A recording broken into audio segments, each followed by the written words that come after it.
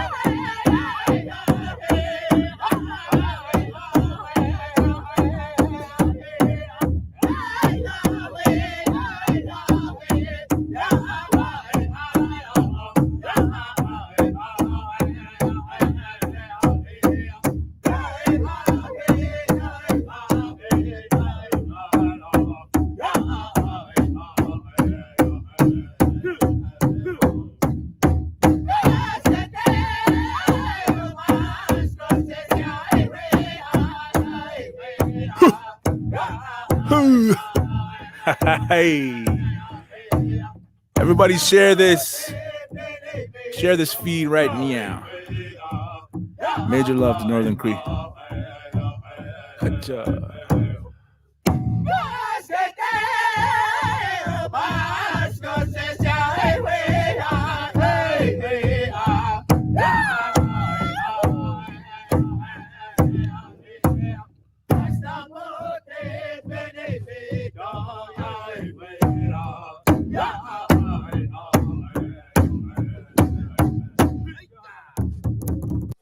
Whoa. Hey. That was Northern Cree with the honor song for the Mi'kmaq people, Mi'kmaq. Hold on, let me turn this off really quick. There we go. How's everybody doing? Happy Sunday. This is in Drezus' name. I go by the name of Big Dreezy, Big Nietzsche, Chef Boyardee. People used to know me as Dro. Some little dudes know me as Big Bro. But hey, I'm feeling good. I know some of you sneaky natives are having Thanksgiving dinner on the low. It's okay. It's okay. No, Dr. Easeless. Hold on a sec, man. This is a little inside joke for my I think it's the Facebook fam. Dr. Easeless. Hey, good. How's the arm? Thank you for asking, Anthony. I am on week. What is this? Oh, snap. Today is week 4 of my healing process. Week 4. So if you didn't know, about a month ago, I was acting deadly on my bike and basically busted A on it and went over while I was going downhill on the mountain bike. And I think I tried to like save my face from, or my head from getting cracked. So like this, I put both hands up, saved my face, wrist broke, and then under here, because my hands are up, broke 2 ribs. And it was just like, doof. And I was like, on some like Total Recall stuff, bro. Straight up Total Recall, man. It was rough. It was rough. But you know what?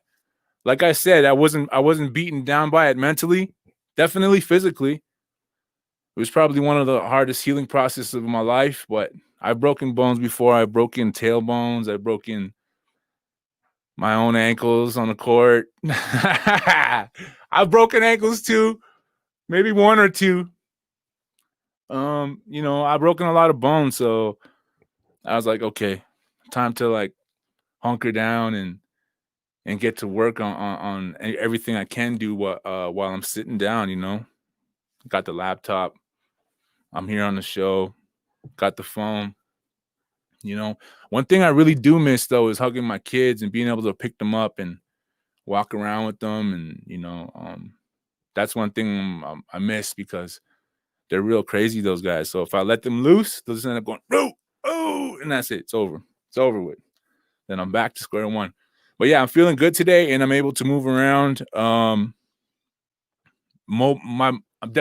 mobility is definitely limited, but man, we here. We moving. Feeling good. How's everybody doing out there? Huh? How's everybody doing? Hold up. Let me do some shout outs really quick. Today we got a dope guest, man. Super, super dope guest. What can I say? I'm just gonna I'm gonna get to that in a little bit. I'm gonna do some shout outs real quick because I'm gonna start crying. I'm just kidding. Good working in British Columbia. Okay. I'm gonna read everybody's comments in a real Nietzsche voice. Hey, I'm here. Power Music Live. Yeah, boy. Hey, Amy. I remember Amy. How you doing? Longtime supporter. I appreciate you. Dunce. Raiden. Cardinal Hill. Sonny Black Horse, what's happening? Hey, Santos, what's good, bro? I'm doing good. I'm feeling great. Nate, yes, we're healing. We're healing. Well, buy the discount. What? Happy Thanksgiving. Thanks taking, whatever you want to call it. If you're out there with your families, that's a major blessing. I know everybody's got to be careful. While I'm saying that, I want to shout out all the essential workers. Because even though there's all this noise coming from all these different sides about if COVID is real or not, or if we should wear masks or not, the reality of the situation is there's people dying, there's people getting sick, no matter how many there is. That shouldn't matter. And there's people around us getting sick.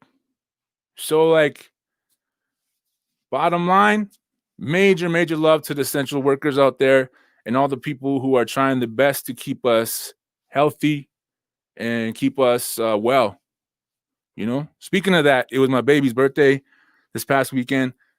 Happy birthday, Ben Ben. I love you, my baby. I love you. Daddy loves you so much. It was so dope to have him to have a little celebration for him, very small, but it was so good. Hey, cuz, thank you so much. McGwitch. I'm gonna do some quick shout outs here. Finish going down the line. There's a lot. Nate, yes, sir. Okay, let me see. Andrew Russell, yes, bro. David McLeod, ho, Indigenous Music Countdown. Speaking of that, well, not speaking of that, but speaking of, I need to get a little bit of this. I'm drinking on the Zevia Energy. What you sipping on out there?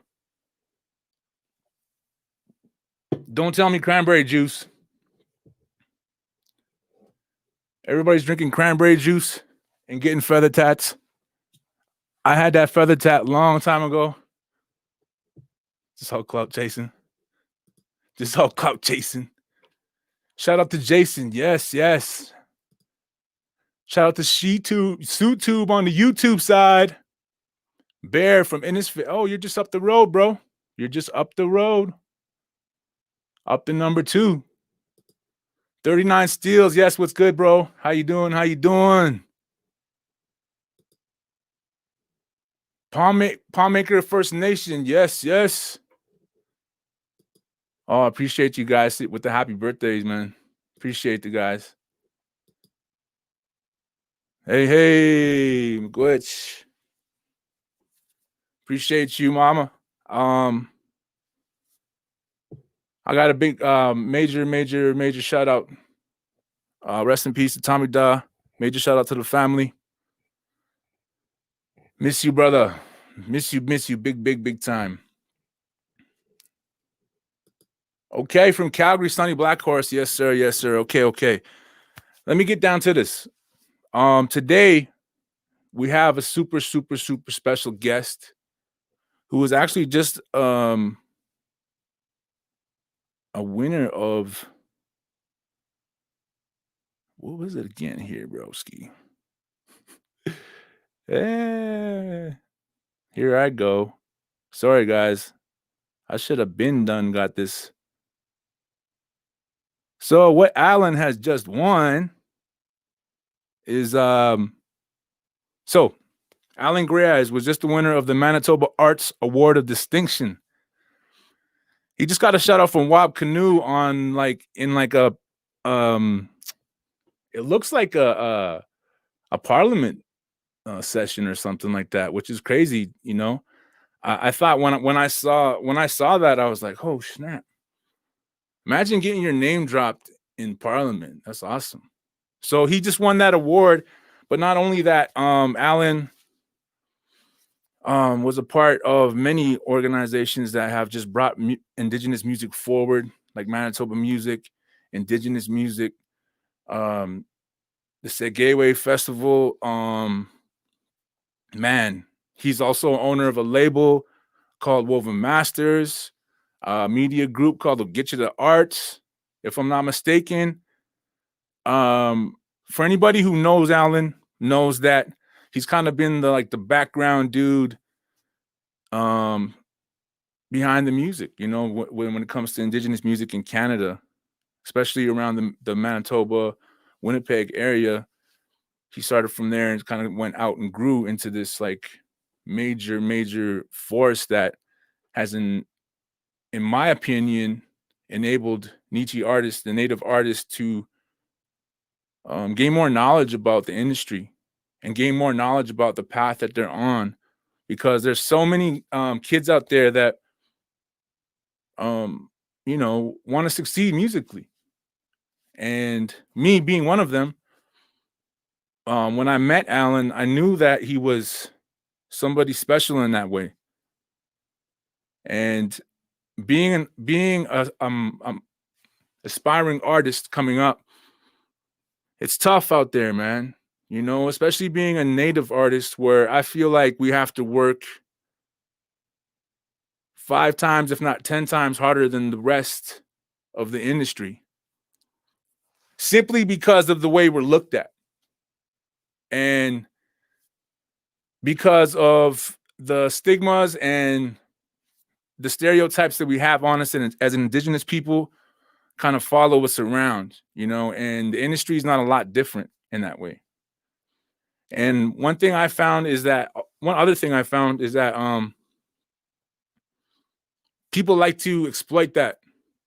You know, some people might come from inside or outside the community and see that there's representation there of indigenous artists, so they take advantage of it. And this is totally not the case here. This guy has been pushing us forward, wholeheartedly, and I really appreciate this guy personally. So I'm gonna stop, you know, giving him a internet massage here, and bring him on out. How about it? If you guys are ready, please welcome the broski, Alan Greyeyes. Oh, hello, sir. Hey, how are you? Good. Hold on, let me get. So, how you doing, bro? Taking it easy, I guess. Today, it's things are super busy. Honestly, like during the pandemic, I feel like I'm working twice, if not 3 times, as hard as like before the pandemic, and trying not to work on weekends, but it just kind of creeps in there every week. It just piles up. Every month piles up. So often, I think when people ask me how I'm doing, I often say I'm just trying to keep up right now. That's kind of where it is. Well, I mean, in some way, that's a big blessing, right? To be able to be busy, yeah, and to be able to have something to do during the pandemic. Yeah, that's the thing is like right now I'm trying to like make sure that I'm going to stay busy into 2021 and 2022 because I think like I'm just into implementation phases for a lot of the projects during the pandemic, and like you said, I've been really fortunate when everything is shut down to have grants in place and to have work in place and to be able to not only pay my own bills but get money out into the community as well.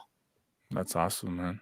Yeah, and so it's like the hard thing is that like I'm running multiple businesses as kind of a stopgap measure right now, and it's because like our organization, it's launched in 2005, but we still don't have any operating grants, which means that we're relying on project grants, the same project grants that many artists rely on, and those are competitive. They're not guaranteed, and they come a lot later in the game, and so it's a constant gamble for me, like where I'm going to put my energy and time, and I'm hoping that it pays off in the next 10 to 12 months. Yeah, I mean, so I feel you 100% on that, because it's like everything has changed. Yeah. Every single corner facet of our like society has completely just whoosh, like flipped on us. So like before we get into like how you're maintaining moving forward, I just want to ask, you know, there's a lot of us out there who know you from events, from conferences, from awards, from shows, from just all types of things, and from emails. It's mostly on email. I live on email. True. That's all it is. Email and text messages. Yeah, I mean, so what even better though. So knowing you only by emails all the time, and like just seeing this name all over, what I wanted to ask you was, where are you from? Where are you from, boy? Yeah, I live here in Winnipeg. My mom's from Saugeen, my dad's from Peguis, but I've grown up here in the city my whole life, and it's a really wonderful place to be. Like I tell my kids, like this is Anishinaabe territory, even if it doesn't have First Nation on, even if it doesn't say Winnipeg First Nation, you know, this is still our territory, and this is where our ancestors are, and that's what gives us strength. No doubt. I mean, I love Peg City, and one thing I definitely know is there's tons of artists coming out of Peg City, Winnipeg, and it's always, I feel like it's always been like kind of like a hotbed for indigenous talent. And on the other side of that too, there's a lot of challenges that natives face out there, or people face out there in Winnipeg. And just to kind of like get a starter for anybody in that area, maybe, um, where did you start getting into this work? Like, what made you feel like, oh, I want to work in the Manitoba music industry, or I want to work in the indigenous music industry? Where did that come about? One second, I'm just gonna adjust my chair so I'm on the same level as you. I feel like my head is like so big in the frame. There we go. Look, now I'm Drezus size. There you go. Hey. Yeah. So yeah, I got started.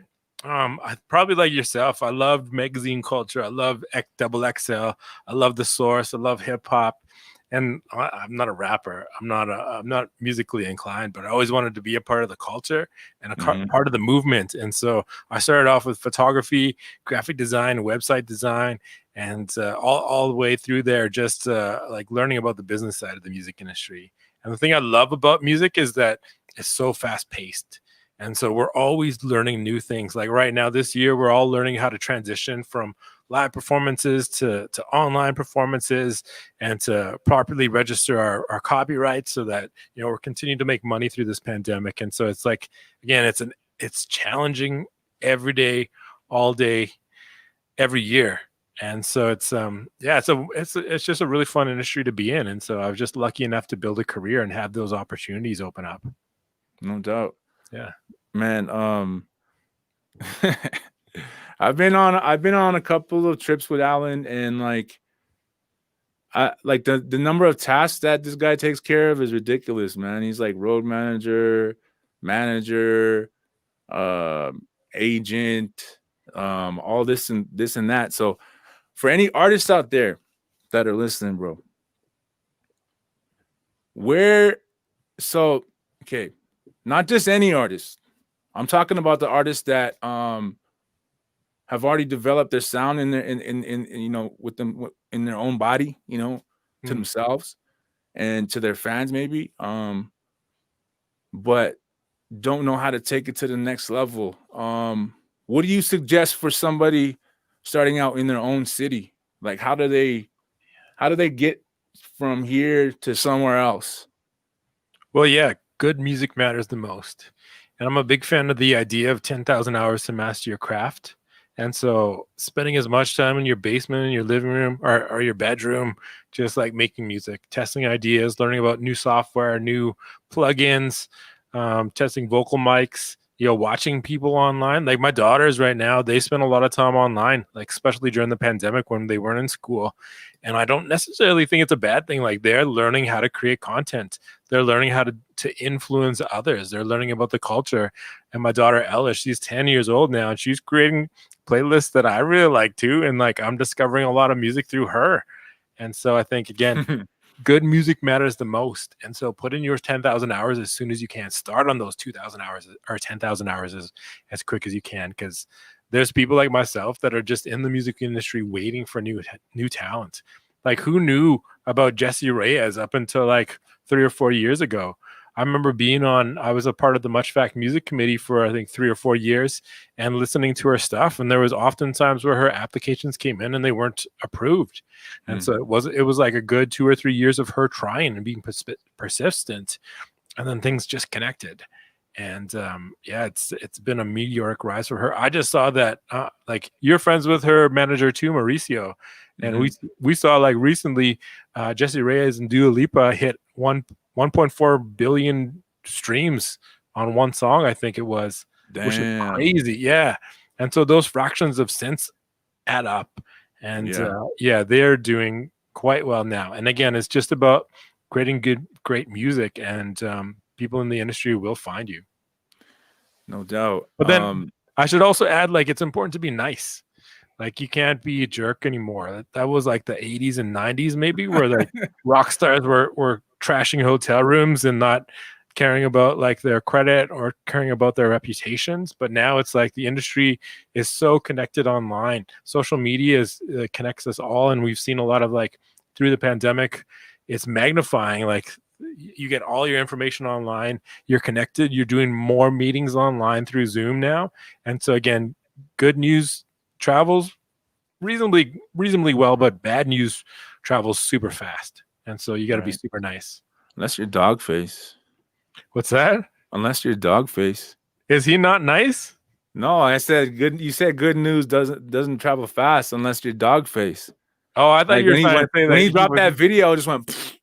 Yeah, and that was some good vibes, good energy. Yeah.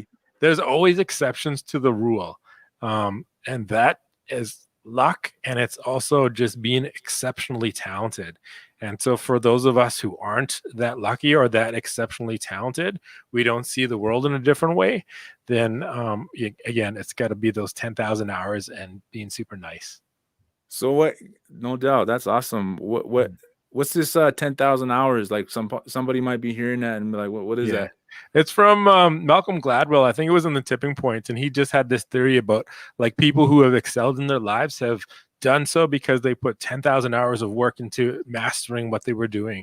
And so I think he gave examples of like computer programmers like Bill Gates, just putting in those 10,000 hours like when he was a little kid. And so when he graduated high school and moved into business, he was able to like take advantage of those skills and put them to work. And the same goes for like athletes and musicians and artists. So and for me, it's typing. I have 10,000 hours of typing experience. Oh man, I have like 10 minutes of typing and it shows, man. I'm the worst with emails and all that. You got like 10 minutes of grammar. Never mind. Oh, don't make me laugh. My rib. 10 minutes of dancing. You got 10 minutes of dance experience. And obviously bike riding experience. I know, right? Shoot. I know. Well, I've been telling you for a while to like get that Peloton instead of that. You got yourself a mountain bike, which is really nice to see outside. But Peloton, I'm not getting injured riding the Peloton. Yeah, but you're also not seeing the mountain views, bruh. Yeah, well, we don't have mountain views in Winnipeg. I know. The thing is, though, man, like there's way too many. Like for me, I had to get outside and out of the house in order to like feel like myself again. You know. Yeah. What I realized was like riding that bike. You know, some people are like, hey, chill out. You know, like you're going ham right off the bat, and that's kind of like how I get sometimes. But like what I realized is that in my past, I would do crazy stuff like to get that rush, to get that adrenaline rush. And, you know, pair that with peer pressure. You know, you're trying to do crazier stuff than this person or whatever. That's the kind of mindset that I got into. And I didn't realize that I was feeding this just basic need. Right. And, man, when I get on that bike and, you know, I'm learning things like I'm learning how to like position my body and all this stuff. But man, when you get to like whipping down that hill, it's just like, it's a whole nother feeling that I can't explain, but we're definitely working on getting the Peloton too. Yeah. Because, you know, I want to keep, I need to get in shape and keep in shape. You know what I mean? Yeah. I'm 41 now. Like it's been, I think we've had the Peloton for 2 years. It definitely makes a big difference. Yeah, we're working on that for sure. Because you're like what? You're like 53. What's that? Yeah, I'm 53 next week, bro. Quiet, man. Hey, and I gotta say that I love that feather tattoo you got after that ocean spray guy. That's pretty awesome, man. He probably really appreciates that. Yeah, I just got that last week, man. Yeah. You know. Nah, yeah, man. I mean, yeah, I'm gonna be back out there riding again too.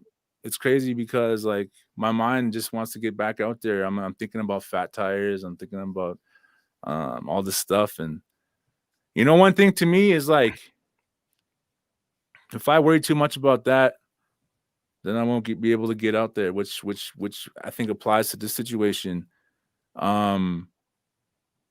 With so many artists that I encounter of all ages, you know, traveling all over to these different communities.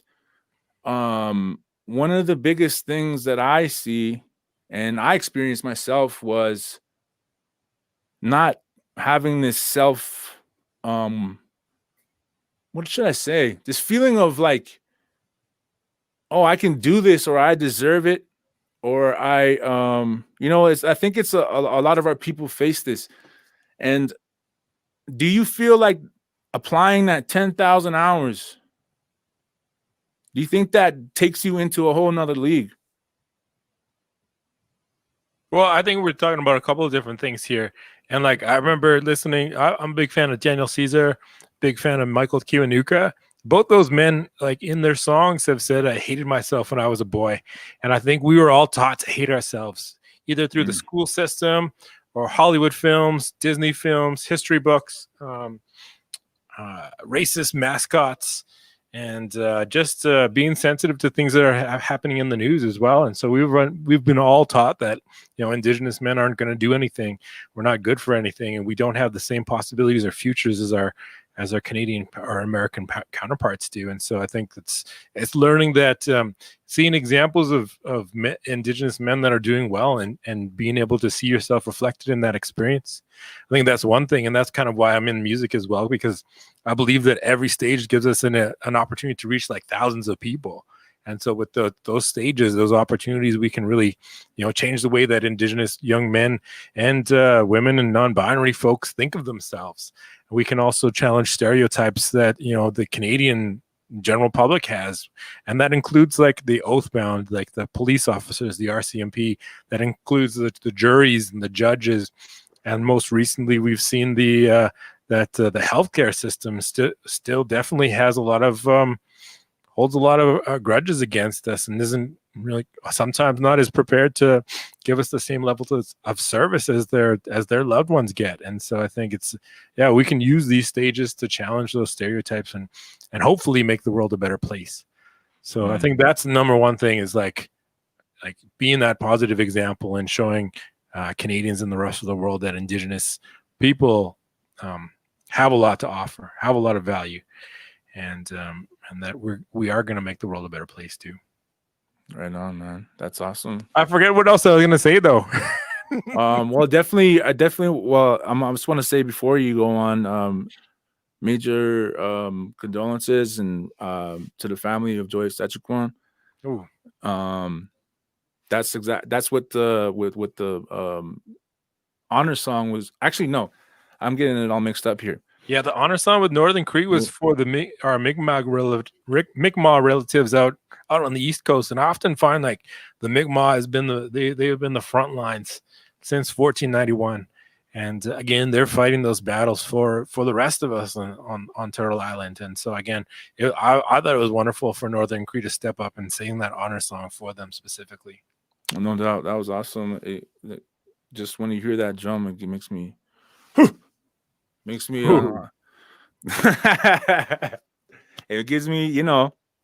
it gives me that feeling that I got when I started changing my life around, man, and started being more positive and enjoying positive moments in my life, and like and actually feeling okay with having positive moments, because I feel like you might hear me on this one too.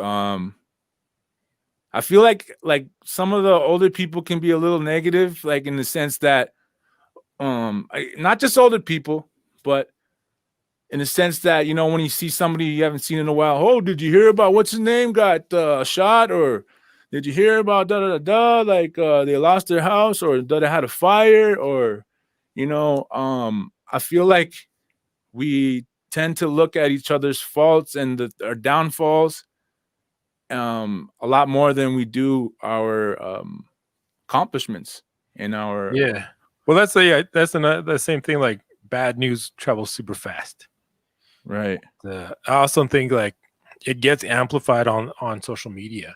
Like I believe that like hate is the official language of social media. Hate is what you find first and foremost on Facebook and Twitter and sometimes on Instagram too. But again, it's trying to break that cycle, break those cycles of hatred, and not only hatred towards others, but hatred for ourselves. Yeah, the comment sections, man. It's not so much the like Instagram, like the photos and what people are sharing, but it's like the ultimate, like the reply, like that's behind the photo, or or like the comment section, even on TikTok, you know, like you got all these funny videos, and then you got somebody like, hey, how come you're not wearing this shirt? You know, da da da da. You know, like, come on, bro. So like, one second here, bro. There's a lot of people saying a lot of stuff on the side here, and I want to show them some love real quick. Let me see. Sir? How many hours is 20 years? Whoa, that's a minute. You've been doing it, bro. Hold on, let me see here. Cyclists are what biggest lobby group in the world? Okay. I just want to shout these guys out. Approximately 7. Okay. Self-awareness. 40 is the new 30. That's what all the 40-year-olds say. Yeah. What about for Drezus and his 50-year-old? Hey, man, 53, bro. Mush him all day, Drezus. Don't get it twisted. Don't get it twisted. Mush him, Dreez. Oh, Drezus. Hey, you know what? And I gotta say, like, Drezus. DJ Cookham just joined the rap committee for the Junos. Oh, sick. Yeah, I've been on the rap committee for a couple of years now, and so we were able to get her on that committee too, which is great. So those committees, I got a little fruit fly here. Those committees, we have those committees are to help like with recruitment, and then also to make sure that the submissions meet the criteria of the genre. And so it's great to have DJ Cookham on board, and maybe in the future we can add DJ or Mushroom Drezus. Hey, yeah, there you go. Love gang aspects. Hey, man. Hey, love the aspects. Him and his daughter are awesome. Aaliyah. Man, their performance on our festival broadcast was pretty incredible. Yeah, like he's got a ton of talent, but she's got she is the next generation. Great job, aspects, man. Yeah. I always say this corny story, but like me and Aspects literally cut grass in this army base back in the day, and like sounds mad corny here, corny moment, but we used to like ride bikes together. Yeah, me and Aspects. Yeah, and major love to Aspects. He should get the feather tattoo as well. That'd be awesome. You guys and the Ocean Spray guy could have the same tattoo. Yeah, major shout out to Nathan, aka Dogface. How did you feel when you saw that video? Me, did it make you feel good? You personally? No, it's it's nice to see that he's doing well and that they've given him a truck and some money and stuff. Like those are the things. That's the outcome of dreams, and which reminds me, like, another big part of that I always remind myself about working in the music industry is that we work in an industry of hopes and dreams as well. And so I always try and take the time to talk with with young folks, more specifically young folks that are interested in the business side. Like, I don't have a lot to offer in terms of like, this is what's going to make your music sound better, but I can definitely help people with their business planning, their marketing ideas, their rollout strategy, timelines and grants, and just like copyright management, all the nerdy stuff, which is super important. And like I said, managing your copyrights is where it's at. And I don't know if you've seen all the, like, Kanye going off on Twitter about like owning your masters and the importance of owning your masters. Yeah. But yeah, now in the pandemic, it's so much more important because you don't have that live performance income. Masters are where it's at. So what is a master? Yeah, so in music, when you make a song, there's two main copyrights. There's the songwriting and the publishing, and then there's like the master. Maybe I'll just make a fist for the master. And you have to go real close, look real close like this. Yeah. So the songwriting on this side is like on SoCan, at least for regular radio play, most of the money goes to the songwriting. But for where Kanye is getting upset, and I think a lot of artists are getting upset, is that I think it's 67% of the royalty collected for streaming revenue goes to the master owner. And so if you're working with a record label and they've got your master, then you don't see any of that revenue. And then for Sirius XM, which we got to, again, pay homage to Dave McLeod, pay tribute to Dave McLeod for helping or convincing Sirius XM to put up that indigenous channel, which is channel 165. 55% of the royalty collected for Sirius XM play goes to the master owner.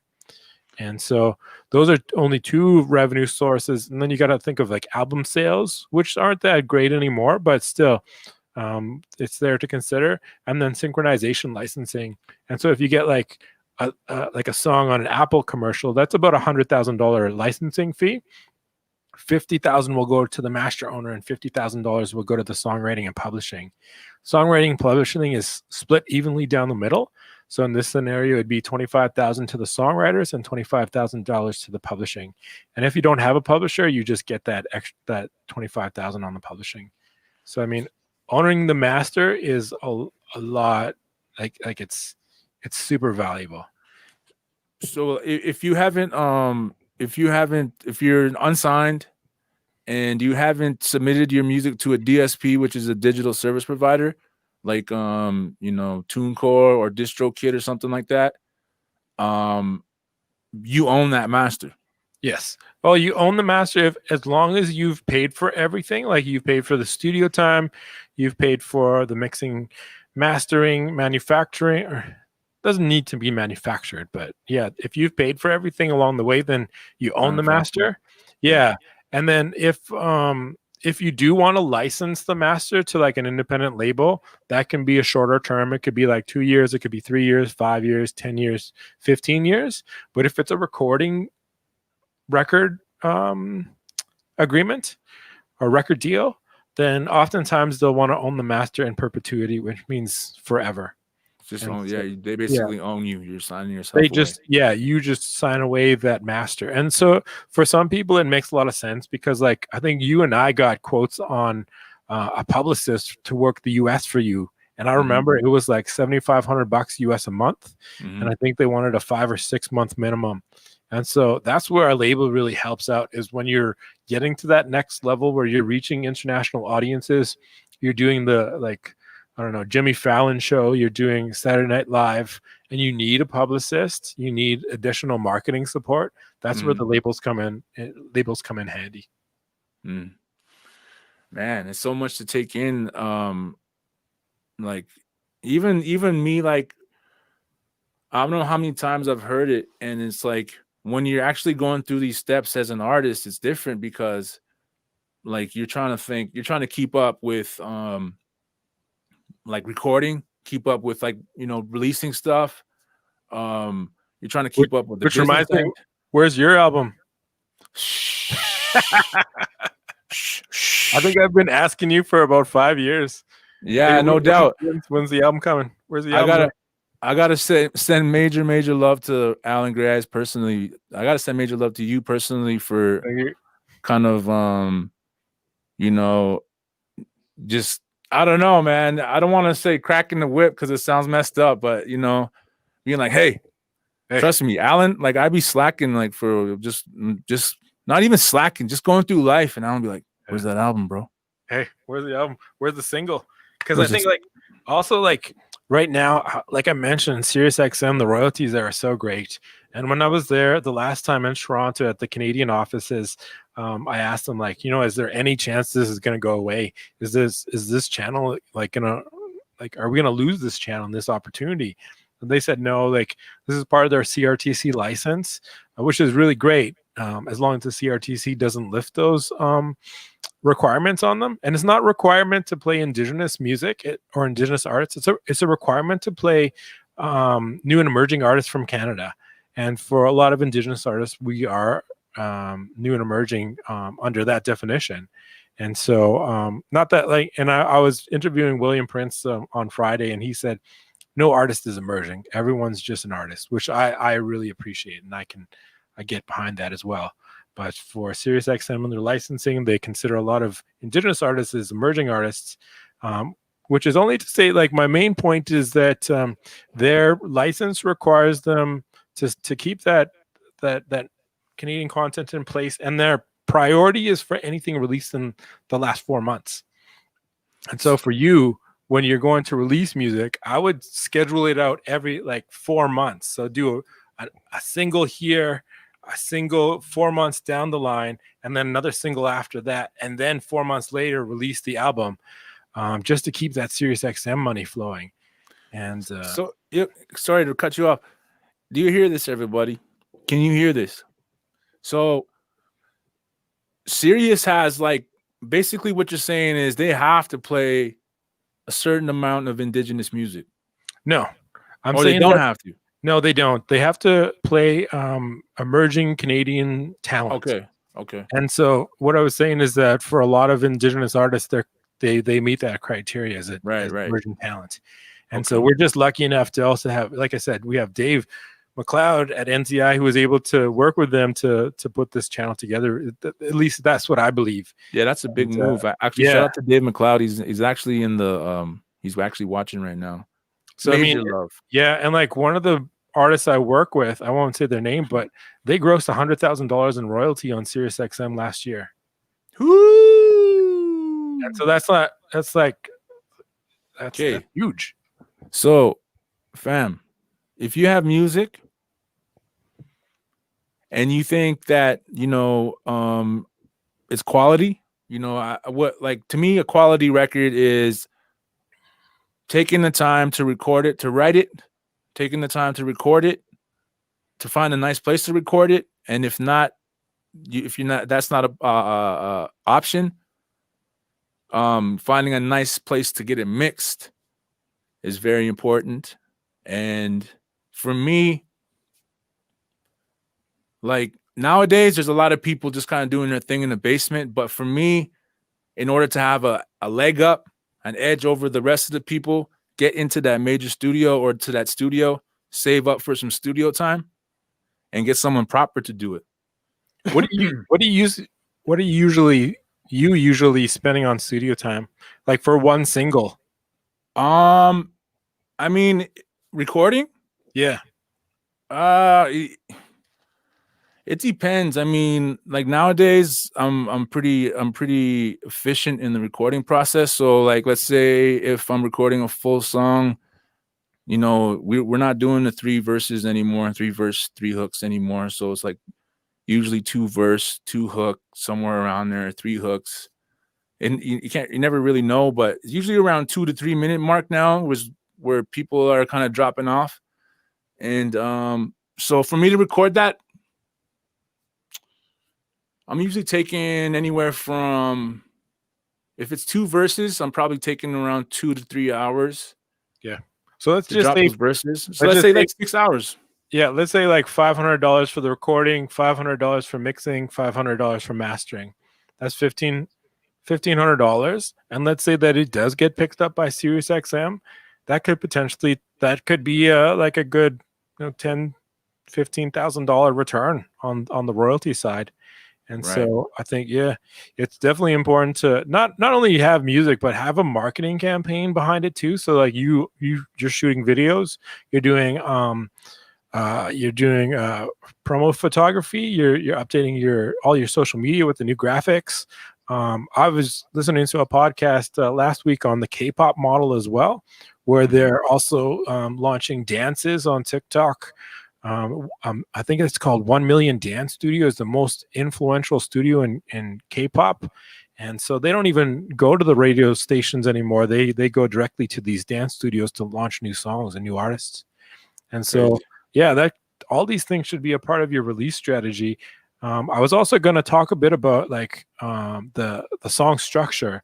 And so you mentioned like people are dropping off after 2 minutes. I think like super important to have your hook right at the top of the song. And so in the first like 10, 15 seconds, you need to hook the audience in. That's especially important with streaming audiences. So, Spotify, they keep track of all the skip rates. And so if you have a long instrumental introduction on your song, chances are audiences on Spotify are going to skip. And also that the music directors at radio stations are going to skip. And so again, I think it's super important. If you're going to radio, you're going to Sirius XM, have that hook right at the top. Yeah, that's something I've just learned in the past 2 years. Talking in Like even at what was that where we went to Toronto? Market Builder. Spotify. Market Builder. When we went to Yeah. Market Builder a couple of years ago, they were talking about that. And isn't it crazy too? When we were at Spotify, like the dude knew you, he knew of your music, like they knew you. So I think, like, again, put those 10,000 hours, put great music out, and even in the early stages of your career, if you don't have release plans, you don't have teams behind you. Like I said, there's people in the music industry that are just waiting for new sounds and new artists, and so there's value in putting things up. Submit, right? It's so easy to submit nowadays, right? Yeah, go through like you said, to get to the, you can go through CD Baby, you can go through TuneCore, DistroKid. I listen to the CD Baby DIY musicians podcast a lot, and so they have additional marketing tools that you can use once you sign up for CD Baby as well. So it's go with whatever you're comfortable with. I think it's important, again, to manage your copyrights, which is like the ISRCs are really important. And the ISRCs are just like song titles. You assign them, you keep track of them, and you submit them with all your other data. UPC codes, you can get them from CD Baby, you can get them from TuneCore. I believe every album, I think even every music video needs to have its own UPC. Every single has to have its own UPC. So there's a bunch of steps to take when you're releasing music. But like I said, it's important. Good music matters the most. And maybe even put a couple snippets up there, like to start. Like I remember when DJ Shub had his EP up on SoundCloud as just like a snippet, and then that's when I reached out to him. I just sent him a message, "Hey, you want some help like releasing this?" And that guy, he's been eating since I think 2015 off that one EP. And that you had Josh on the show I think last week, Classic Roots. And like so that video is already in the millions of views as well. And so he's doing quite well. Just he's still eating on that one EP. If you release things well, they can take you a long way. Like you're still eating off of that last album from like 12 years ago. Yeah, let me just say something to everybody out there. For real. When I put out Red Winter and Indian Summer, especially Indian Summer with Warpath, with the song Warpath, I get paid from that every month. I mean, not like multiple times a month, from people that are still like tuning in nowadays. So like, I definitely hear that, man. It's awesome. What are some groups that you've worked with personally and saw them just kind of, experience some dope success? Well, I remember the first time seeing A Tribe Called Red. We brought them to the festival, I think, in 2010. And before that, they were building their own scene in Ottawa, like 2008, 2009. And then, I brought them in before they started working with their manager, Guillaume. And so it was just me communicating with Bear. And then when we had them at the Pyramid Cabaret, which is a 400 cap room, in 2010, there was like me, there was like Leonard Sumner was there, Wab Canoe, Isque, Lisa Charlie Boy. There was like 20 of us. And so like the thing is that killed that show was Joey Styles and Derek Miller had their own show at the same time at a different venue in Winnipeg. And so like no one came to see Tribe. But when I saw them there, it was just like a handful of us, and you knew that it was going to be big. Like I could feel it. I could sense it. And then shortly after that, Guillaume came on board, who's managing them still. And we've been good friends ever since. And I remember getting emails from Guillaume back in 2010, like, "Hi, I'm Guillaume. I'm starting to help out the guys. Can you send me any contact information for people that you know?" And like, I started helping Guillaume put together the contact database and a bit of the strategy, and helping them expand, because back then too, it was like none of the music festivals in Canada, and they're mostly folk music festivals in Canada, none of them believed that their audiences would want anything to do with DJs. And so it took a long time to convince them. Like we partnered with the we partnered first with Winnipeg Jazz Festival, and our festival had to pay their performance fees for the jazz festival to actually take them on, to take the financial risk. And and then we still had to do that kind of in the same similar way in a smaller capacity with the Winnipeg Folk Festival. And then slowly after that, a lot of the other artistic directors across the country started to believe in it as well. And so, like I said, you could feel it when you saw it, and you knew, and I knew it was going to be. I think everyone knew it was going to be big, and so You never know, like you never know who's sitting in the room, right? And this kind of goes back to not being an asshole, and you know, I got to say, in the hip hop industry, in the hip hop side of things, it's kind of like you have this culture of like ish talk of like I'm the tough guy, this macho stuff, right? And one thing I seen that it back in the day, it was crazy when Winnipeg's Most, when Res Official, all this like fighting going on at awards, it was madness. And let me tell you guys, it didn't do us anything good. It didn't do us anything good. Even the bad, when I say bad publicity or any publicity is good, no, not in this case, because our community is so small and so like connected that if you treat somebody bad because of whatever reason, that could have a ripple effect all the way down the line. And I think we felt that for some time, and it took me quite a while to kind of get free of that, and in my life it was something real though for me, and it was something personal for me to show myself some love, so that I was able to like spread that love and emanate that love. So like, for you, for all the artists coming up, say they are treating everybody with respect. They got good music, small fan base. They got good socials, but they just can't get over and just can't get that song clicking, or they can't get that movement clicking. Do you have any advice for that person, for these people out there? no, because that's kind of the perfect scenario.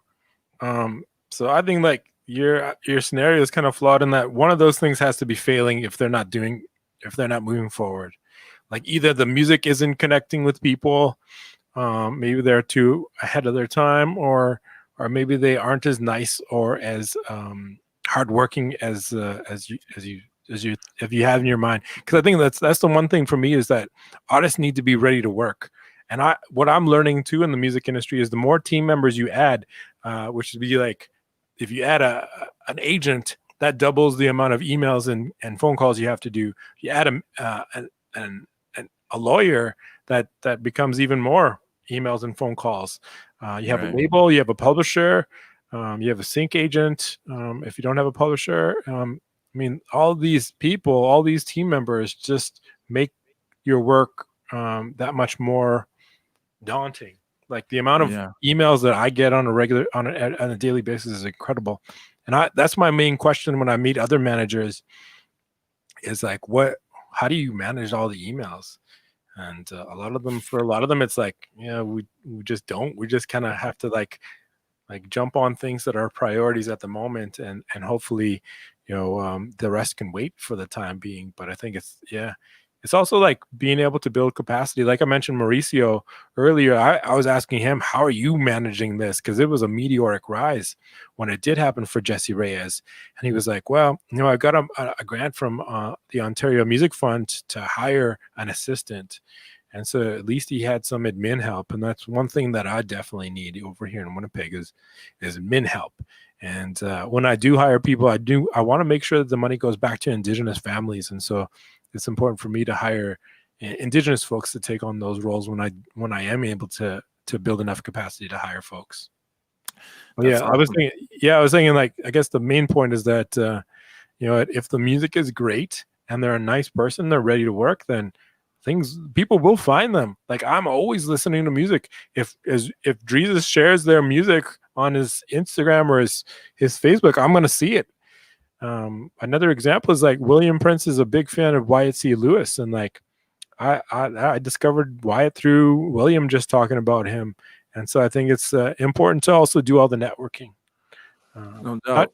not just with industry folks, but with the other artists, because we're all watching artists all the time. Yeah, I'm gonna add on to that too. So just for anybody listening and like might have not have got an answer like from that, just from an artist perspective, I think it's very important to be self-aware.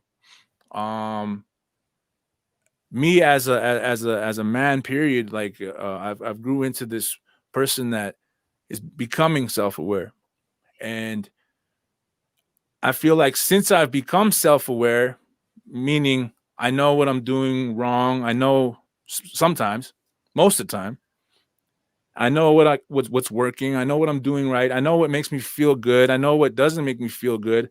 I know where not to go. I know what's work. I know who's watching me.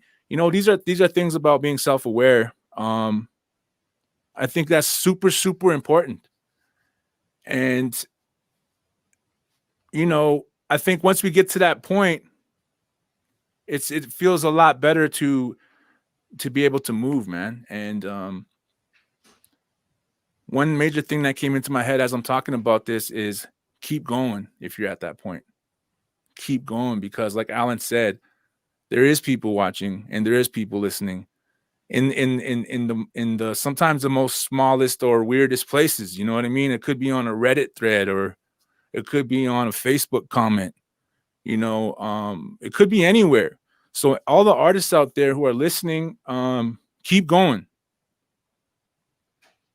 What do you feel about reaching out cold? Like reaching out cold, like It's tough. Like reaching out to managers, even for myself, I think the manager's job for the most part is to say no to things and to keep their artists focused. And so, yeah, I remember I had that conversation with Drex Jankar in Toronto, and Drex manages Majid Jordan. He runs all the OVO stores around the world for Drake's company. And he's like, yeah, you know what? They had this new creative director, and he's an incredible, very influential person. And he was just telling the artists he was working with, like, you got to reach out to other artists directly. Going through the managers isn't going to be an easy sell. And so, again, I think like if you're an artist, you're looking to expand your artistic network. It's best to go directly to other artists. It's best to go. I think the conferences, in my opinion, they're hard investments. But again, like if you're doing performances at other festivals, try to like reach out to the other artists on the bill, and again, do that networking as much as possible. Your network is, I think, not the most important thing, but definitely one of those things that are going to help you succeed.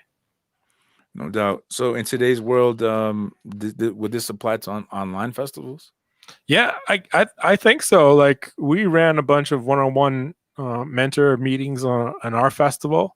Mm-hmm. I think it's those. It gives you a good leeway into like, yo, Yeah. we were on the same festival. Yeah, that common ground. I mean, you got that common ground. It's kind of how it opens the door, and then just see if they have time to jump on a Zoom call or something later on in the week when the performances are done. But I think that artist to artist thing is super important. And then, yeah, like I said, even as a manager in my manager role, like reaching out to other managers is always like, usually no. Damn. Yeah. Yeah, that's real. So I guess that's why like the peer-to-peer social media thing is what everybody's kind of gunning for right now, especially with like Dogface coming out and blowing up. You love that guy. You're just showing him all that kind of love. You got the neck tattoo. You got shout him out on the show all the time. I got the cranberry juice right here. No, I do love Dogface because he I don't know, he like changed the energy or something. Like this man literally changed the energy. But speaking of that, like I just wanted to say, with the social media push, so like with this show, for example, it's basically just me, an artist, talking to other artists who are watching. Yeah. And with other artists, like interviewing. And the crazy thing that I've seen happen, and I didn't know it was going to happen when I started doing this, because I just thought, I'm bored. It's pandemic. I want to, connect with my fans and this and that. Quarantine what I didn't know was, time. what's that? It's quarantine time. Yeah, exactly. Quarantine time. One thing I didn't know that was gonna happen was people were connecting, like making real life connections in the music. People were collaborating, people were selling beats, people were selling verses. And that's exactly what I think you're talking about, that artist to artist network is so important, because right now it's kind of like, as the whole industry is at a standstill, physically, artists are taking over. And like I go back to Dogface again, it's almost like a common man's like opportunity to come in there and be like, take some of that light, take some of that money, whatever, right? Get into it. So I feel like keep doing it, keep reaching out to each other. Don't be like 2005 where every artist beefed with each other, made diss songs against each other. Like, this is one thing that I'm just kind of sharing, like, with my own self too, as I talk. It's like, when you spread love, you get love, man. It feels good, man. And anything you want to leave with us? Yeah, I want to talk about grants too. Okay. Like, I'm working with one artist in Bella Coola, and we just got her a couple of really great grants. And so one of them is from the Canada Council, and so she's got money to pay people for co-writing and mentor meetings. Excuse me. Which again is important. Like, she's meeting all types of people. She's been writing songs with Kenny Starr, and she's got Samantha Crane coming up.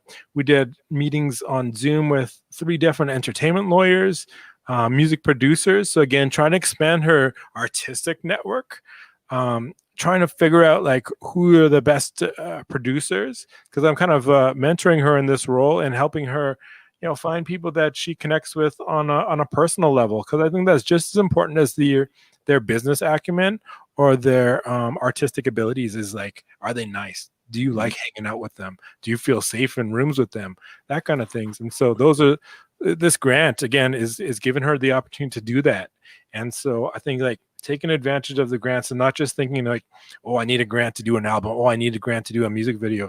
You also need grants to do artistic development, to expand your own network, and to find mentors and champions within the industry, get your name out there. And so there's a great program at Canada Council called Explore and Create, and you can do that kind of stuff in that program.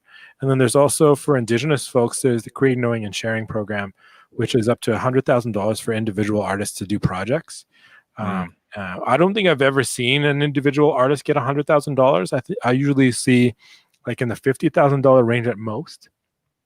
But again, it's great support at the Canada Council. I think in BC, the First Peoples Cultural Council, I think is what it's called, has a lot of great grants too. And so taking advantage of the grants is another important step. Once you've got some momentum behind you, which includes like you've got some nominations for awards, you've got some radio charting on the Indigenous Music Countdown or college radio, you've got some performance history, not just touring history, but even performance history. You performed in a couple of like larger stages. I think those are the types of things that help you prove the Canada Council that you're a professional artist, but also makes your grant applications a little bit more believable and stronger.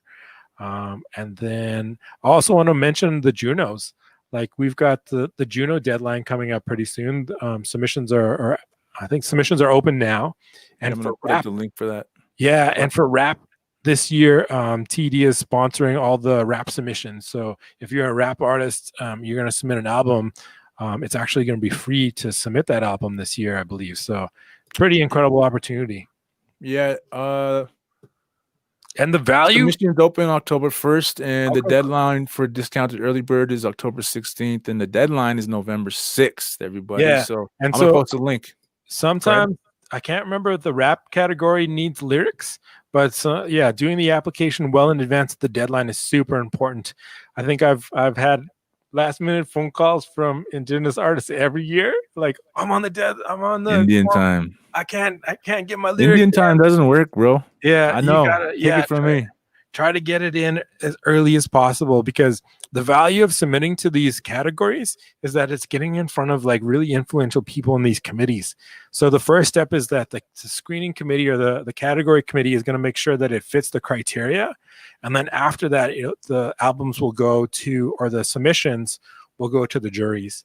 And so the committees don't pick who's going to win or lose, but they do listen to all of the submissions. And it's a good way to introduce yourselves to some very influential people in the rap committee or community in Canada.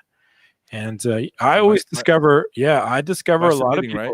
Yeah, by submitting. I discover a lot of people through these juries and these committee processes.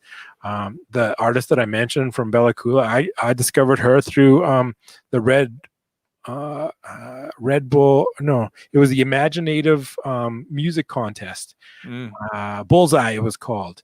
And so she had submitted. I was a juror on that, and I loved her voice. I loved her songwriting, and so it took a couple of years to actually get her in the right place where she was ready to like jump on top of this stuff and get into the business side. And now it's like she's got so much momentum. She's got these 2 great grants that are also giving her living expenses up until the end of January or February. So I mean, yeah, that's all through her submitting to the Imaginative Bullseye program. So I saw this question here from one of the viewers. How do I find a grant writer? Yeah, grant writers are hard things. I don't necessarily recommend it as a first step. I think like one of the nice things about Canada Council is that the juries are instructed to consider applications on the strength of the idea, more so than their ability to write well.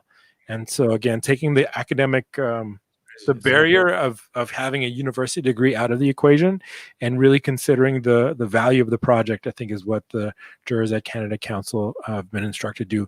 I've never been a juror on the Indigenous category or the Indigenous program at Canada Council, but I do know that equity is a big push for them. And so they're going to look past if you don't spell well or you don't have good grammar like Drezus.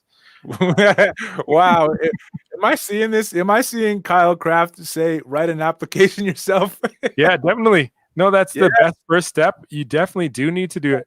And then you'll understand how much work it is. Shout out to Kyle Kraft. Sorry. Yeah, he does a lot of grant writing too. And Kyle's one of the co-chairs of the rap committee at the Junos. And so it's definitely important to write it yourself first. Grant writers can charge different amounts of money. Some will charge you like $500, $1,000 up front. Some will charge you like $5,000 depending on the complexity of the application. That when they pay up front, oftentimes that doesn't mean that you're guaranteed the grant. And so that's a financial risk on your part as well. But if you do find like an industry, like someone like a manager or somebody who has that kind of experience who's willing to take the financial risk, because for me, when I write a grant, like it's usually a good 3 weeks of communication back and forth, a full week of just getting the team together, like who's going to do what, getting their bios, their price quotes, their time, their schedule for the next year, coordinate all those details. It's a good 3 weeks of work. So never leave grants to the last week. Start planning them. Like right now, there's a Canada Council one for Explore and Create coming up in the next, I think it's next week or next 2 weeks. The big one to keep your eye on is Create, Knowing, and Sharing at the Canada Council, and that's December 9th deadline. I shared a link for that, by the way. Yeah. So I would start working on the December 9th deadline right now. So if you have ideas, just try to work them out. Try to get the teams on board because the stronger the more details you have, the easier it'll be to actually run the project if you do get the grant. Right. Sorry, man. I just saw this last comment here. We keep it 100 here, so I'm just gonna throw it up. Yeah, again, for me, I don't charge a fee for grant writing up front. And so again, I want to make sure that I'm a believer in the artist's music because it's a financial risk on my part. Like again, 3 weeks of my time is is So, hard to give. mhm. And So you got to have your ish together. If like for someone to even like consider that to consider putting in that work for you, especially somebody yeah, that's giving to you on the cuff and doing the work beforehand. yeah. Like I said, So it's at least 3 weeks of work is what I spend. Like, and it's tiring and it's exhausting. And but it's yeah, it's important to do those things yourself in the beginning. So you know how to organize the budget. You know what different parts of the team are going to be doing, and how hard it is to actually get people to reply to your emails. right. Send your and to like it's hard for somebody to sometimes it's hard to get people to send you a bio or a photo. And I mean, like, this could potentially lead to thousands of dollars of work for them, and they still don't want to send a bio. So Yeah, man. it's tough. Like, they've got to also, these people have to believe in you. And you're like, if I'm writing the grant, they've got to believe in my ability to get the work, to get the actual grant confirmed and to get the So money flowing. what about like writing yourself? Like, is there a danger of like, you know, you write it yourself, you think you're all good, and then all of a sudden, like, do you think like they say they turn it down, right? Say you get turned down. Is there a chance of like messing up that link because of that, No, or messing up that connection, so when it's a or can first you time keep on doing it? applicant with the Canada Council, it's a first time applicant. I always tell them that we're going to apply on the September deadline, and then we're going to apply again on the December deadline, Mm, because there's always different juries there too. So one jury might not like your application, whereas the other jury on the December deadline might love it. And within that time between both deadlines, you're going to have time to improve the writing too. And I always encourage people to submit applications in the first person. I know, like, business planning, you're told in school, you're told to write in the third person, but I always put in statements like, I believe that this is going to happen. This is what I'm going to do. These are the people that I'm going to hire. So it's always I. Or if it's an organization, I say we. Like, we are going to do this. We believe this. We understand these things. And so I think first person is very important for the Canada Council. They want to know that it's coming from an actual person and not just a third person, like a mm, business plan. So whereas Factor is going to be a lot different. And to be honest, I haven't applied to Factor in a long time, because that process is very long, very hard, and their online portal isn't the greatest. And mhm. then the reporting with Factor is incredibly daunting Strict. as well. Yeah. Well, you have to submit with Factor, you have to submit proof of payment. So you can't just have a receipt for something. You have to have an email receipt that proves that you actually paid for that receipt too. So they have to see the money actually coming out of your account. So it's Damn. twice the amount of accounting, and then the narrative part of the report is even longer than what you're going to have to do at the Canada Council. So So what it sounds like is like any artists who are really wanting to do it on another level need to get their shit together. well, and I think, Speaking the like, language. again, like I said, like with Canada Council, if you're going to apply to the December deadline, be prepared to apply to the March deadline too. And the challenge, though, is that you won't get the results from the December deadline before the March deadline. So it usually comes like after the next deadline. So again, be prepared. You can submit a maximum of 2 times to Canada Council in a year, and so be prepared to do those two applications, because you never know what one jury is going to say, and it could be a lot different than what the other jury says. That's big knowledge, man. Appreciate Mhm. that. Big knowledge. Let me, if you don't mind, can I open up a couple of questions? Yeah, sure. So anybody who has a question for Alan, go ahead and throw it up. Let's do. Let's do 3. I'm gonna start here with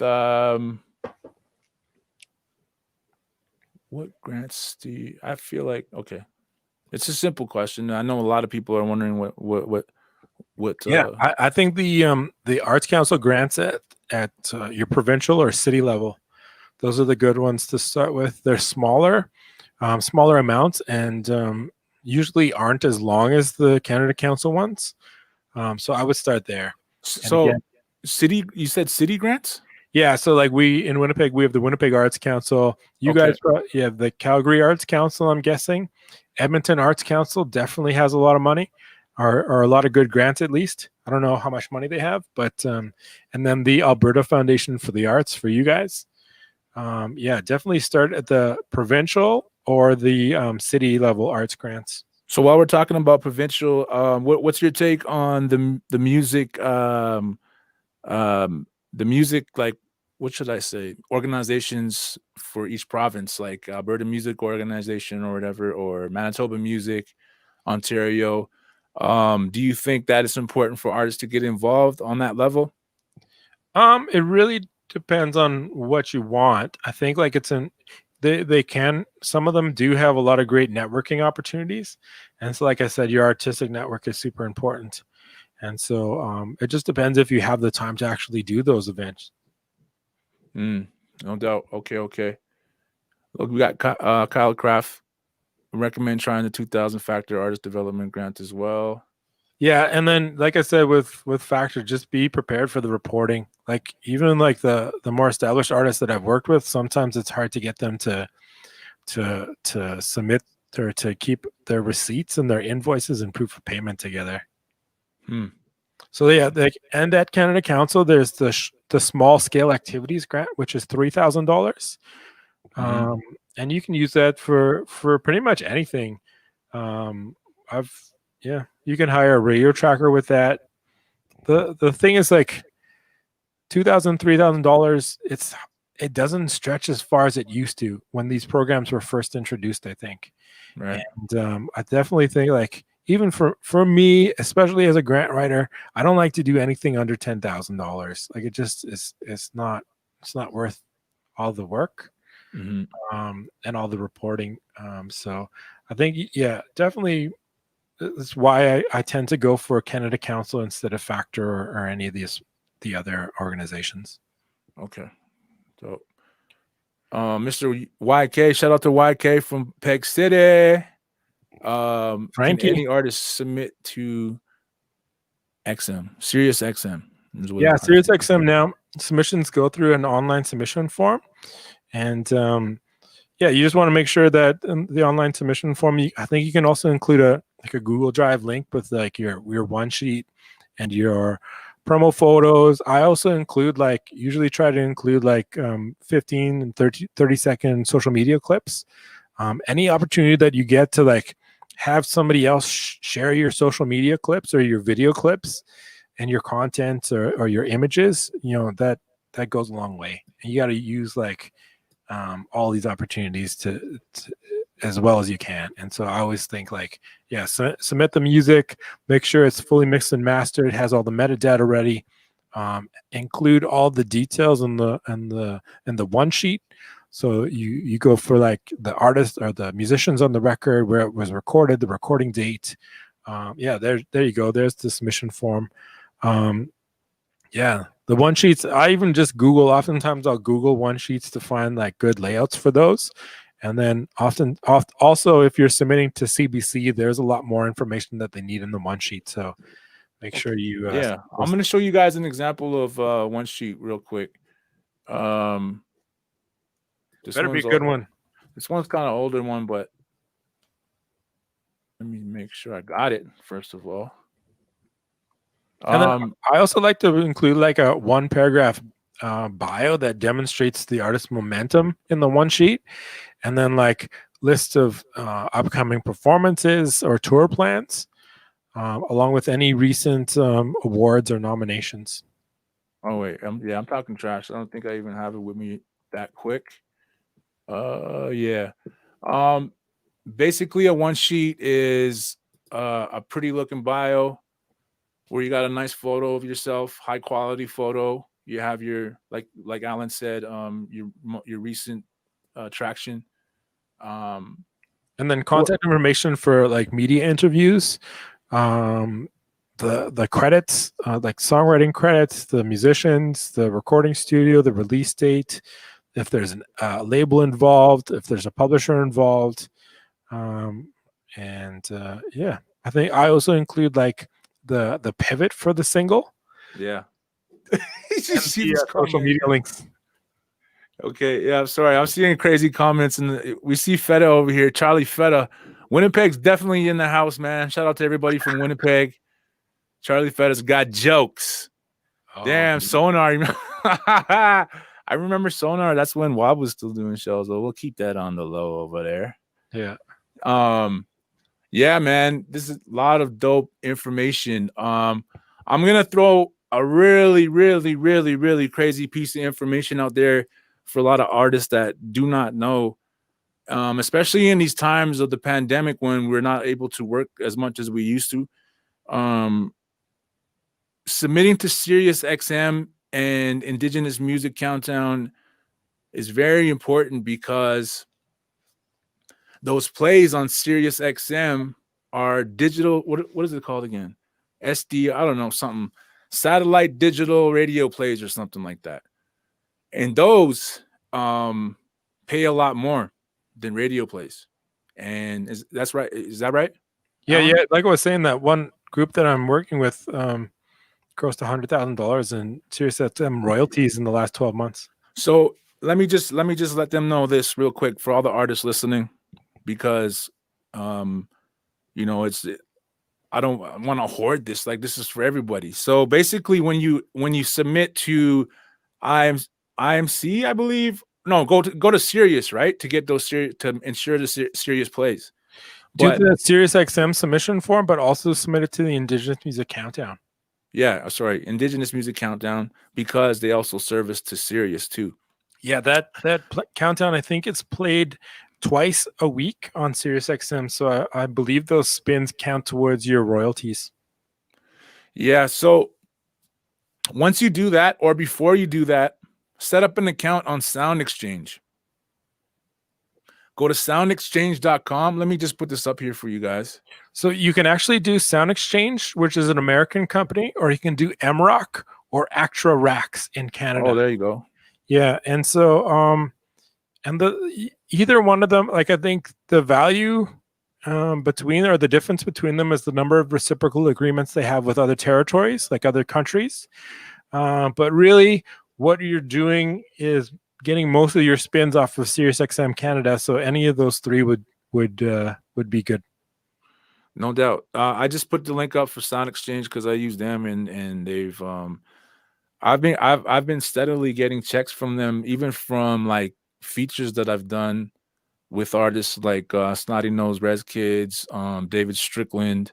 Like on a David Strickland song, I had like 10% or something like that. And well, usually with if you're a featured artist, I think Sound Exchange makes them split it evenly. Oh, sick. All artists, yeah. Oh, damn, dope. The only way that you can have a smaller percentage is a letter of direction for the producer. Oh, so producers, some producer agreements will have between, I think, 10 and 24% of the feature royalty as their letter, and it's captured in the letter of direction, and then they submit it, or you submit it to Sound Exchange, and they can collect the feature performer royalty as well. Okay, boom. So for any producers out there that are making beats, like, get yourself a music producer agreement, and it'll list all the points on the record that you get, but also your percentage of the feature performer royalty, because this is, again, turning into tens of thousands, if not hundreds of thousands of dollars in royalties. No doubt. It's all sitting there. There's a lot of money out there to get, guys. But if you don't have an agreement, then you pretty much left that money on the table. There's no way to really claim it retroactively without a producer agreement. And then it goes into the black hole of unclaimed royalties. No, I think it just goes to the artist. Does it? Yeah. It'll like what artists? Like other artists? No, it just goes to you. Like, say if Drezus is the artist that released an album and it's getting all these SiriusXM royalties, but the producers you worked with didn't have a producer. Oh, yeah. Okay, I get you. I get you now. And they didn't have a letter of direction to SiriusXM, then they're not entitled to any of that. I get you. So you got to be on top of your agreements, your producer, artist agreements, especially. That's basically saying what parts of the song that you contributed to, or no, just as, like, if you have one producer for one song and they have a producer agreement that says, you know what, I want 18% of the feature performer royalty, and you agree to that, then that's what they get from the feature performer royalty at SiriusXM or Sound Exchange. Okay. So again, it has to be in an agreement though. Like there's no way to just go back and say, hey, you know what? I produced this music for you. You owe me some feature. Yeah, man. You know how much that happens out there? Come on, guys. And no, don't be that guy like that doesn't handle his business and down the way is like, hey, yeah, no, get an entertainment lawyer. They are super important. And again, like we are not, this isn't a hobby. This is not make believe. This is business. Mm-hmm. And so get your entertainment lawyer, get your own producer agreement done. If you're a producer, negotiate those things with all the artists that you're working with, and make sure that those artists have their own entertainment lawyers and take care of that stuff as well. Because it's, again, we're talking like any artist now is making tens of thousands of dollars on SiriusXM. So there's no reason that you can't afford an entertainment lawyer. And I was recently on a call with one, and I asked him, like, for an album, what should we be budgeting for our law fees or our legal fees? And he was saying, between $2,000 and $5,000. But for a producer agreement to get your own template made, like I recently had one done for an album licensing template, and it was about $1,500. So for a producer to get their own producer agreement done, I think it's probably looking at $1,500 to $2,000, but it'll pay off in the long run. But you've heard of artists like making like tens of thousands off of one song. Yeah. Right. Yeah. So everybody listening out there, these are indigenous artists too that we're talking about. These are Nietzsche's from down the block, from the Res, from around the way. Folks you've never heard of are making tens of thousands of dollars on the royalties now. Word, like so get out there, get your music out there, get it submitted to Indigenous Music Countdown. Shout out to David McLeod. Shout out to Jeff Leake, SiriusXM. Jeff Leake, yeah. Is that the guy? Yeah, he's the guy at SiriusXM Canada. Ooh, Jeff Leake. Yeah. Hey. You met him. You know him. Yeah, no, I'm just to SiriusXM a couple of times. Alan brought me to SiriusXM. He's brought me to Spotify. He's brought me to the Google building. Alan. You got much music that time, hey, hold on, bro. You got me into the OVO compound. Yeah. I got into the OVO. I got into Drake's studio because of Alan Greyeyes. He got me and Stomp into the studio. Not into the studio, but like the meeting. That was David Strickland. David Strickland got you in. But still, you made that happen, bro. He trust me. I love Gordo, but Gordo wouldn't have just walked me in there. You know what I mean? I didn't even go with you guys. Still, I was doing emails. Trust me. I just appreciate you, man. Yeah, I remember it was fun going to the Much Music Studios. That was really fun. We were just hanging out and seeing the different. Oh, yeah. It was awesome, man. That was pre-COVID times. Holy man, that's depressing kind of thinking about and it. I remember we went down. Remember we did that little tour of Southern California. We went down to the Pachanga. Man, those guys were so nice. And the Paula, and the thing that's I was impressed by how many people just loved you and already knew you. Yeah, shout out to Southern California, man. I had no idea that I had such a thick and solid fan base down there. Appreciate you guys, man. I've already, Pachanga. I've been back there quite a few times. Oh, they're super nice. I love Pachanga. Hector Pacheco was on there with us. Yeah. Yeah, he got the wheels in motion with the Indigenous Peoples Day, helped get that in motion. Man, so many things, and a lot of it just happens just by just being there, being in the moment, being open, being open to the situation, being mindful of what you're doing business wise. Well, I remember the first time you came to Amp Camp 2, you brought a sleeping bag and you had canned goods and a candle and stuff because you thought we were actually camping in the woods. You didn't know that it was a luxury cabin with hot tubs and Wi-Fi and fireplaces. And that was dope, man. I really appreciate that. I remember Mauricio Ruiz being there. Yeah. Oh, man. We had that big cabin, me, Mauricio, Guillaume, Jay Devonish too. And Jay Devonish from E1. Yeah, we were up one night. those Yeah, it guys, was I tap out around midnight, no matter where I am, and like those guys were up the long hours of the night, like into the morning, solving the world's problems. yeah. But I remember hearing so many gems from those guys, and like yeah, just knowing well, what Mauricio has done with Jesse Reyes, like what they have done together, I should say, is just like wow, man. Like well, he once was in a playing. while, I'll be like, yo, I'll send him a message here and there just to be like, don't forget me, bro. Well, Don't forget Mauricio was me. playing us his Jesse's demos in that cabin. It was pretty awesome. Like It's this was crazy. before Jesse's rise, and this is where that year is where Guillaume met Jeremy Dutcher.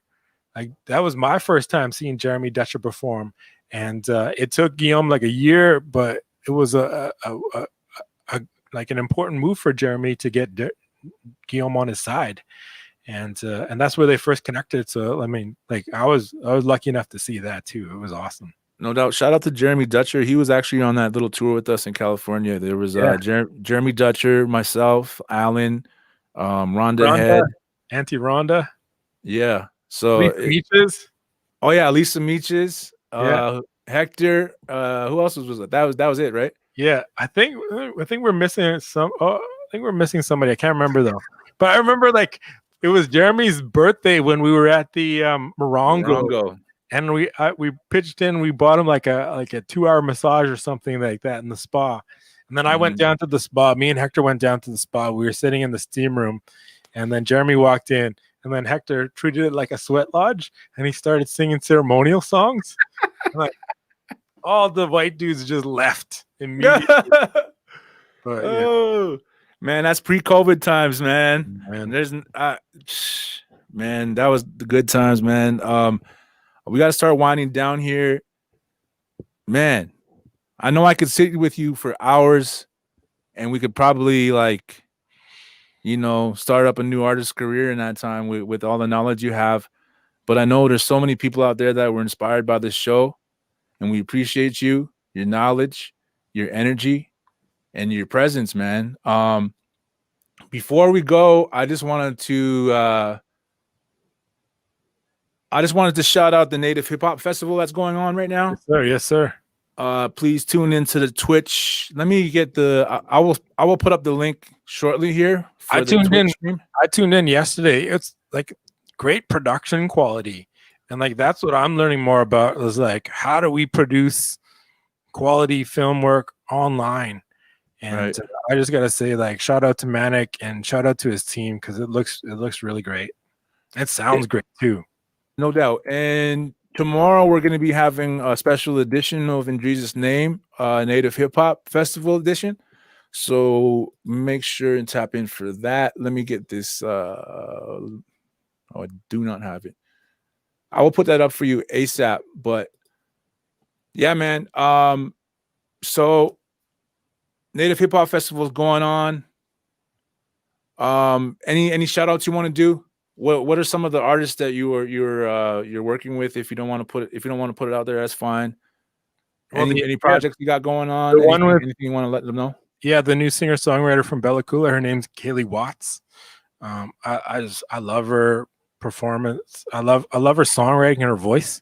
Kaylee Watts. Yeah, I'm also starting to work on the business stuff with Northern Cree Singers, which is really exciting because these guys have 8 Grammy nominations to their credit. And Steve Wood is the leader over there, but his son Joel Wood is like definitely interested in getting more involved in the business side. And so I'm excited to see where they go because these guys are booking like host gigs like 18 months in advance. They're getting offers from around the world. They're on the Grammys. Yeah, the Grammys, like 8 times they've been there. I did their updating their CV and their discography. Some years they released like 3 albums in 1 year. So just a prolific music makers, and you've heard them on A Tribe Called Red's first album. You've heard them on DJ Shub's stuff. You've heard them like Joey Styles recently worked with some of their music, and like there's so much more that I think they can do, and I'm super excited about that. Yeah, they're like the low key like biggest workhorses in the industry. Well, I think they have more Facebook followers and fans than most of the native hip hop artists or contemporary artists across Canada. No doubt, 100%, man. they have like this crazy energy behind them too that kind of transcends the whole industry. Um, so Kaylee Watts, where's she from? She's in Bella Coola. Bella Coola, BC. Okay, okay, awesome.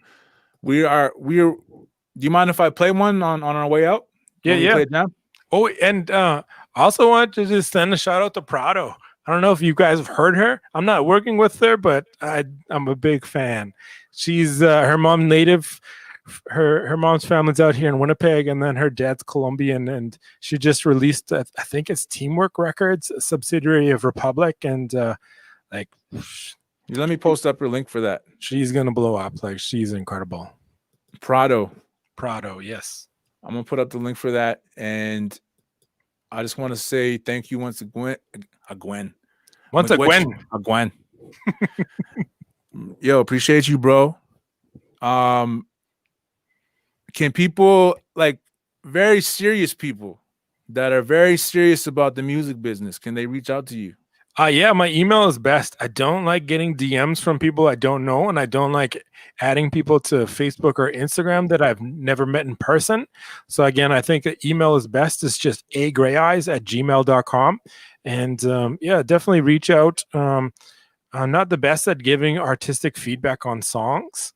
And so it's more like if you're interested in chatting about the business side, I think I can definitely make some time. If you want to drop that in the chat notes or the chat screen, feel free. Just Okay. agreyeyes@gmail.com. And for any of the hip hop artists out there or rap artists, again, just recommend that you submit to the Junos. Deadline's coming up fast. Get on top of that soon. And again, you never know, like even if you don't get a nomination, it's really worthwhile getting your music in front of these people. No doubt. You heard it. Get your submissions into the Junos. What happens? That's for Canadian only though, isn't it? Yeah, Canadian artists. Let me get that straight, because we have a lot of US viewers on this side too. While we're at it, I want to shout out all the US viewers, all the worldwide viewers, all the viewers back home up north in Canada, all the YouTube viewers, all the Facebook viewers. Oh, you're sounding like a Anishinaabe prayer there. No doubt. But I just want to shout out everybody. Shout out to you one more time. We're gonna end off with Kaylee Watts, brand new artist from Bella Coola. Appreciate you, bro. Gwitch, have a good one. Oh. Let me just. Oh, hold on. I guess we're just gonna look at our faces here for a second. I was hoping for a smooth transition here. Nah, it doesn't happen. You know how it works, bro. Online. Yeah, you never know. You know how it go. All right, let's go. We got it now. Peace, guys. Annalie, I don't know why you try to hide the light you have inside. I just want to say that it's not your job to make him strong, but taking all the falls. Oh, Annalie, where did your dreams go? Did they float away, lost in the rainstorm? Does your spirit play? Do you keep your inner child safely tucked away? Or does she hear the words he tells you, internalize the rage? Oh, Annalie, I wish that you could say, Annalie, let me know when you are tired of putting off your desires. I've just got to say that it's not your job to make him tall, but making yourself small. Oh, Annalie, where did your light go? Did it burn away like a raindrop smothered in a flame? Does he give your inner spirit all the love that she craves, or does he keep her belly empty, her armor stripped away? Oh, Annalie, I wish that you could see what you mean to me.